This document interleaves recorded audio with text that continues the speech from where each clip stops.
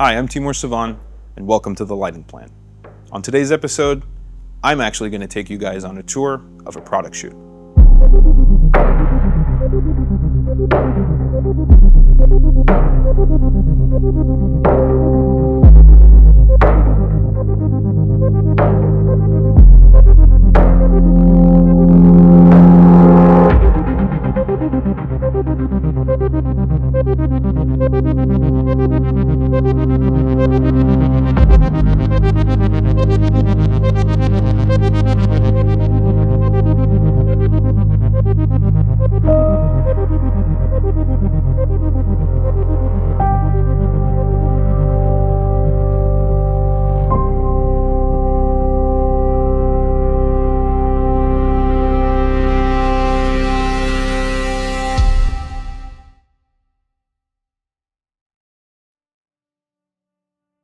We're going to shoot a bottle of Pinot Grigio today, and I'm going to walk you guys through all the different lights, what they're doing, and the interplay between camera, object, light, and post-production. And we'll have a little discussion about that later on. Okay, so let's walk you guys through what exactly is happening. So let's start with the product. That's the first thing. So here we have, from what I understand, is a new product. It's a Frisenier Pinot Grigio. You might know them for champagne, but now they make a wine. Now, if you come in and look at the textures on this bottle, you know, when they made this, they created this kind of diamond checker pattern. And I haven't really seen that before. So when I saw it in the store, I was like, hey, that could be cool. Let's shoot that. So that got me thinking. You know, as I was saying in the interview part, I was talking about, you know, how do you emphasize texture? How do you bring out those details with light? You know, when you're doing product work, you want to emphasize the strengths of the product. And in this case, it's this beautiful texture on the bottle. So the very first thing I did was I got this guy. Here we have the FA200C, which is a 200 watt light, and it's going into a LECO adapter. So if you want to come around Azar, let me just point at this guy down here. So you'll see this little edge there, right? So what I'm going to do is I'm going to block this light with my hand, right? So you see how narrow it really is. It's just a strip of light just on the bottle right here, okay? So what that light is doing, if you look at where the camera is, and if you look at the shot on the monitor, I wanted to create this kind of canted, rotating move where you're seeing, you know, the camera is actually tilted. So I wanted to create this sort of like angled, heroic angle looking up at it. And this edge, where you're going to see in the final product, you're getting kind of like a sparkle and little dapples of light that kind of reflect off the edges of these diamond checker patterns. That's because of the angle of this light bouncing off and coming into the lens. So it's ultimately just edge light, but you can control how much edge light you get, not through necessarily intensity, but through angle. So for this, it's very lean angle. It's maybe only 15 or 20 degrees off from the axis of the lens. So that's really going to give you a lot of effect, like on this top corner, and it'll fade away as it comes down. So the next thing is you see you have your label, and you have a little bit of bleed of light coming through the back. You want this to look really good. Now, we have, you know, some studio lights on right now just to kind of show everything that's happening, but when we power this guy back on, and we come back to its original power, which was 6.9%. At this distance, it's overpowering the light coming through the back. So what we've effectively done is we cleaned up all the problems of that light bleed coming through, shining on the inside of the label by having a direct light on it from the front. And because of the nature of the 3x intensifier and the way it creates like a hot spot that fades away, we place the hot spot right about here on this upper edge so that you get a little bit of fade as it comes down. So if you look at it from the side, you'll see that there's maybe 18 inches of space between the bottle and this unit. So we're using the inverse square law and the natural fall off over such a short distance to help facilitate a gradient and the natural beam that fades away to send a gradient downward and around the bottle to the side. So the final thing is we've established the front of the bottle with the 3x intensifier. We've established this beautiful edge light that's creating all this texture on the inside. from the back, and that's the Lico with the FA200. And now the third thing is the background. One of the beautiful things about modern LED lighting, especially color light, the C models, is that with one piece of gray seamless, you can convert it into any color seamless you want. So in this case, we cycled through some reds, some oranges, some greens, some yellows, things that complemented and clashed with the color of the wine in the bottle. And I kind of settled on something that was sort of a more complementary color to the yellow gold, which would be more of like a purple fuchsia. And so what we have here is a FA500C, so it's a more powerful 500 watt RGB light. What we're doing is, because we're going to use a gray seamless now as a color, you need quite a bit of power, but you also can't necessarily hit a textured paper with a hard light. So we also have a softbox on here, and what that does is it blends it all together and it makes the imperfections in the paper less apparent, because no paper is ever truly perfect. So any textures, wrinkles, little spots or waves or moisture or anything that causes any kind of imperfection in the paper, a softbox will help mitigate that and take care of that. So you get a smoother, cleaner gradient in the back. Now, the secondary beauty of having this system is you can then very easily create shapes and fades and gradients in the background. But because if it was a piece of colored paper, what you would have to do is shine a white light on it. But in order to create very intense grades of color, you're stuck with really only using white light illuminance as your thing that creates that fade in the back, because you can, position the beam on the paper. But that's a problem, because the brighter you go to create a broader fade or a more intense fade from, intense color to black, it actually desaturates as you give it more and more exposure. When you use a piece of gray paper and hit it with colored light, the intensity in the brightest part is actually the richest part, and then it fades to black on its own. So you have more control with a piece of gray seamless and a colored light than you would with a piece of color paper and white light. So sometimes that's better, sometimes actually having colored paper is better. It really depends on what it is that you want to do, but this is a really neat trick to have one piece of seamless that can become damn near any piece of paper you need. So instead of having rolls and rolls and rolls and rolls, you get a couple primary colors and one piece of gray, colored light, and you're done. What we're gonna do here is we're gonna film this bottle in 24 frames, and we're gonna let it rotate 20 times, maybe more. And what's gonna happen is I'm gonna use those many rotations with a stable rotational repeated pattern in the bottle itself, because it's just spinning. I'm going to speed that up and do like a speed ramp and a little bit of a push in with the resolution of the camera. We're going to shoot 8K on the camera. So we're going to create a kind of camera movement in post. And yes, we could have done that in camera with motion control system, but I don't have that right now. But knowing your tools and knowing what's possible and what you can accomplish is sort of the beauty and the challenge and the fun part of product work, is that it's sort of the marriage between all the different phases. And sometimes the things you can accomplish knowing what you can do later and how to capture it properly in camera, how that all comes together is a pretty important piece of the puzzle. And that's the part that I find fun, because you can, if you're like, oh, I don't have motion control, well, you have resolution, you can do a zoom, you can start at an angle and correct it so it feels like it's spinning and rotating. So you have a lot of option and a lot of room to do things later that make up for the challenges we all face on set, because sometimes you don't even have time. We didn't have time to set up a motion control system, but we could still get a shot that gives a similar effect. So let's try this out. Let's see if my idea works, and we'll find out in the end. So the most important part is you have to get focus first. It's looking good on the monitor, camera's speeding. So right now we're shooting on the Fujifilm 100 to 200 f5.6 zoom at a 11/16 split on the lens to get enough depth of field for the whole product to be in focus.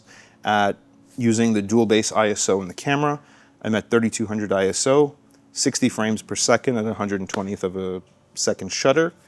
And with just a few basic lights, and not even all of them are at 100%, we've hit exposure with ease.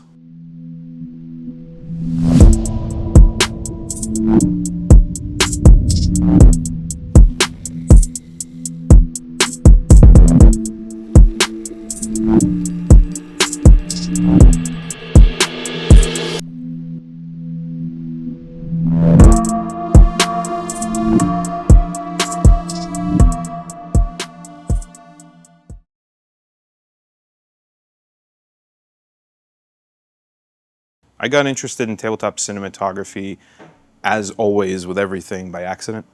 I was working on a project with a director, Noah Schulman, where we were creating footage that viewers would watch. And then those people would then have their brainwave scanned while watching the film. Through an algorithm, that brainwave would be 3D printed into an object that they could take home. So it was like an art project. And it was sort of my first time really working like specifically in a, tabletop setting, macro, and I'm talking extreme macro, with microscopes and the Canon MPE65, which you can like fill the frame with the head of an ant, like really really small things, and we were like burning flakes of metal and melting Tide Pods with a blowtorch, and then like letting ink absorb into white paper so it would flow across the screen, but everything was half the size of your pinky nail. And I come from an art background, a sculpture background, so for me that was so much more fun to devise and come up with and create these things. By the time we were done with it, like I just wanted to continue making those kinds of little weird, things to film and photograph. So what wound up happening was, once we put the film out, people got interested in it, and they were, I had people that were like, "Oh, I didn't realize you knew how to shoot macro. I didn't realize you knew how to do that sort of thing." And so I got a tabletop job for a cosmetics company. We were doing a shot where we were trying to spin the bottle in the air and capture it in slow motion, and catch that perfect moment where it turns and catches the light. And it took like 50 tries to get, but between myself, the stylist, the director, we managed to actually nail the shot. And I think it was just so satisfying and so fun that there was this scientific, sculptural, art meets commerce, art meets photography element to it, that it just sort of felt like the right place to be, and I felt home, when I was on set with that.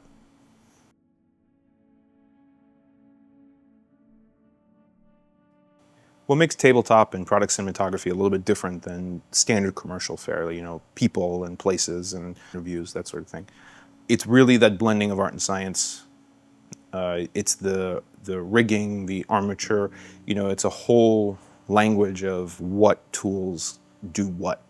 There's all kinds of things you can invent. If you've seen anything from Steve Geralt, where he invented this amazing rig where he had these cables tautly suspended with layers of burger on it, bread, cheese, tomatoes, patty, more cheese, bun, and he invented this machine that would like slice the strings, and they would snap back so fast that all of the parts of the burger were suspended in air for a moment before gravity took over. And because it would cut in a line, they'd be pulling out in order, so the top would start coming down before the bottom. So it assembled itself into a burger in midair and then fell out of frame. But he shot it at thousands of frames per second and sped it up appropriately. So he created in real life something that looks like computer graphics, something that looks like AI, but it's real. And he made it. That kind of ingenuity in the engineering side is really what separates that element of cinematography from more narrative work, which of course can be unbelievably technical and very difficult, and amazing things can happen, but it's on a more regular basis when you're working with product. And I like being involved, and I like having a small core team that's really, everyone's a crack shot. A few minds working really closely, really intensely together to accomplish really difficult tasks. Sometimes things that seem impossible. That's really like what separates it from the rest. I think my visual style is pretty broad, for better or worse. I can work in a very clean, slick world, very gritty, naturalistic world, anything in between.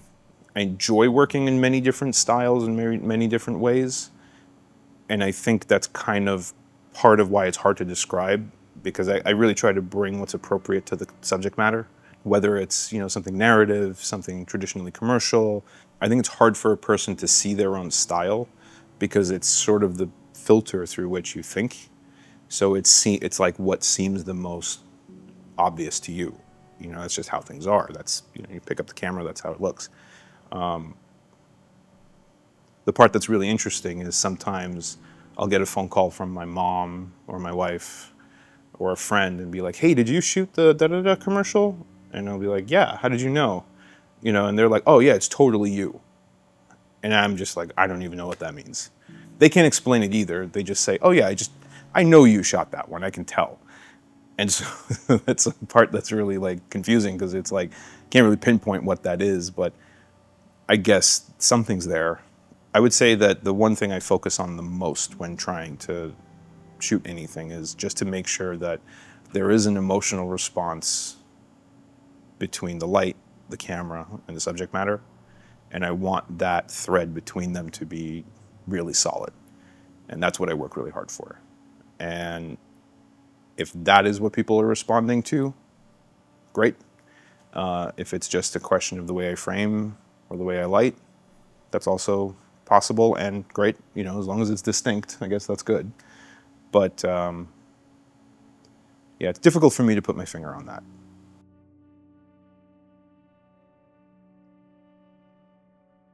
I learned from one of my mentors, Mitch Feinberg. The trick to that is having a neat set. So if you're shooting something that's a lot of chrome, has a lot of shiny surfaces like a glass bottle, you know, it's a curved, basically a curved mirror. It's going to see everything. Essentially what you have to do is you have to make sure your set is really clean. Think of it, you're looking in a mirror. You know, if you want to see a clean image in a mirror, well, you have to clean what's behind you. You have to clean what you're looking at in the mirror. You know, you clear out all the clutter, you clear out all the stuff, you put up a black backdrop, and then suddenly a mirror can just look like a black card or a white card, depending on what it's reflecting. So you have to be conscious of it in that way. So you want to have your units, and if you're using something like a reflector, what you want is, you know, an aesthetic looking reflector, something that's very clean. You know, you get and you cut with very clean, precise edges, circles of white reflecting card, or long, thin strips, you know, that you're going to shine with a light from a place that you can't see the reflection of the light in the bottle, but you can see the reflection of the strips of paper you've made, and you rig them from the back and you put black tape over or use black C-stands so you can't really see them. You know, you have to basically build a sculpture, something beautiful for it to reflect, so that the reflection looks clean and neat and has a smooth, you know, fall off, drop off, or clean edges. You're not really doing anything to the product. You're really more have to be meticulous about what it is physically that is reflecting in the product itself. And that's really the secret. So if you're going to be working on shiny objects, if you want it to be like a very bright high key thing, you have to build like a white box out of bleached muslin or silks or something like that. You know, you want as much white around you as possible. V-flats often work really nice sometimes. You open them up and, you know, support them from the back. Or black. 20 by 20 by 20s, you build a tent of black. And when you bring in one light, you bring in just the light on a black C-stand. You put a piece of card over the camera with a hole in it for the lens. You know, you're hiding gack. You know, you're hiding the mess from the object. And that's how you get those smooth, clean reflections.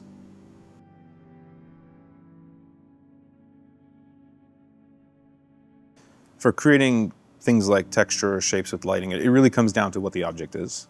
And whether that's a person or a bottle or anything else, you know, you have to be conscious of the contours and form and surface textures you're working with.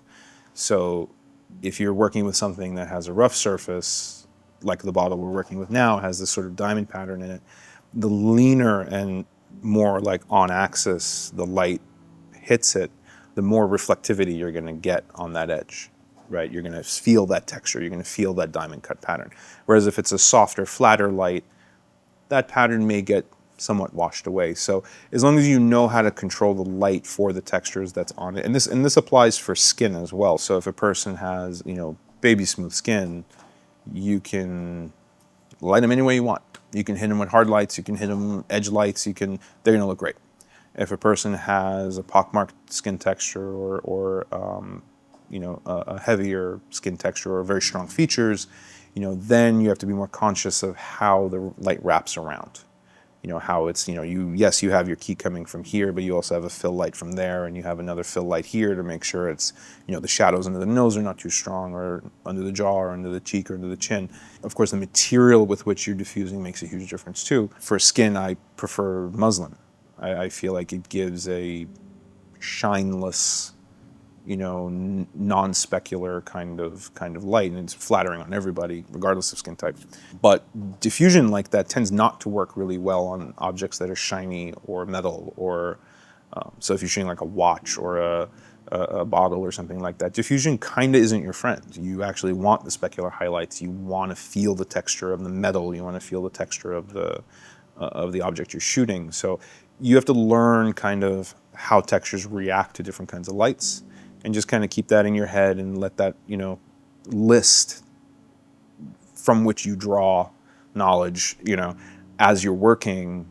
You say, oh, this has a stainless steel, brushed stainless steel, back on this phone or whatever it is, or watch or something like that. And that a hard light from a lean angle will bring out that texture. Or if you want to mute that texture, that then you can put some kind of diffused light, just over the lens, and that'll soften and diffuse it at the appropriate angle so it doesn't reflect back, et cetera, et cetera. But you can control how the textures read by understanding how the different textures interact with the different kinds of diffusion and different kinds of lights.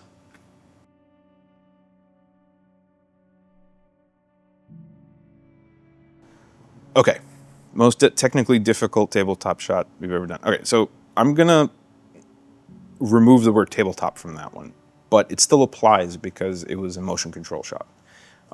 We did a music video for Nigel Stanford called Automatica, and we had the camera on a Gazelle motion control system, which was one of the first early ones. So it's this enormous track that lays all the way across the studio. And what brilliant Nigel had done was he programmed 3 KukaBots, which are the robot arms that you see for that we put cameras on now, but back then they were industrial robots. So he programmed them to do different things, and he wanted it to look like there was 9, 10, 11, 12 of them. So what we had to do was we had to program a motion control move with the camera and move the robots from station to station, doing different things, but because it was frame accurate motion control, we were able to comp that all together. However, where it got tough was the movements and the actions that the robots were doing at the different stations required different speeds. So what it was basically, it was a robot band. Robots are playing a guitar, playing the drums, playing a keyboard, et cetera, et cetera. And in order for it to play the drums fast enough, if that robot arm had actually been moving in real time, it's so heavy and it's so fast it would have flipped itself over. Because it wasn't bolted into the ground like a industrial bot would have been. They had to be movable because we had to shift them around. So that one was playing at 5% speed. So it was going through with a drumstick, basically touching the drums in time with the music, just slowed down 95%. Then there was one where it was playing guitar, and because it was just a small movement, it could actually go almost real time. So that one was playing at 75% speed. And then the one playing the piano was doing a different speed. And so each one had a different time signature versus reality.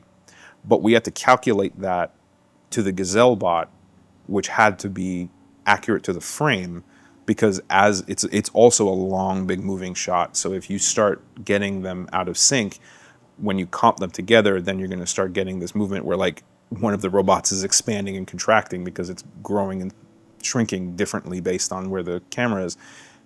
And myself, Shahir Dowd, the director, and Nigel, and the motion control operator, we're sitting running math over and over and over to make sure everybody got kind of like the same solution.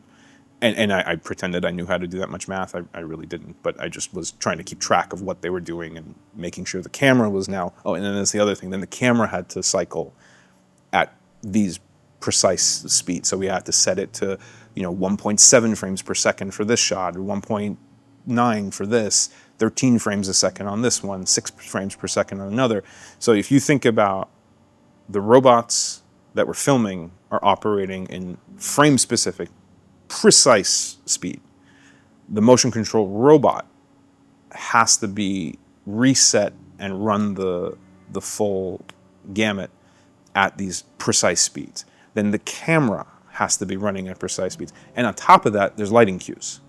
So the DMX operator who had, I think we had, if I remember correctly, 69 space lights on DMX, for a part where like the lights start warbling, he also had to make the lighting cues fit this crazy thing. So it was 9 layers of motion control, all synced basically from one big red button, and you would hit the red button and it would just do its thing.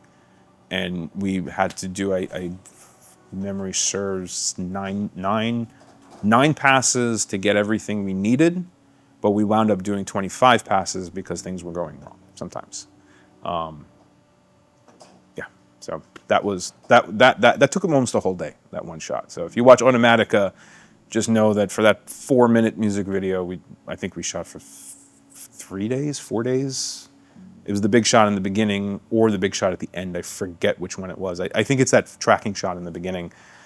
That all took up a whole day.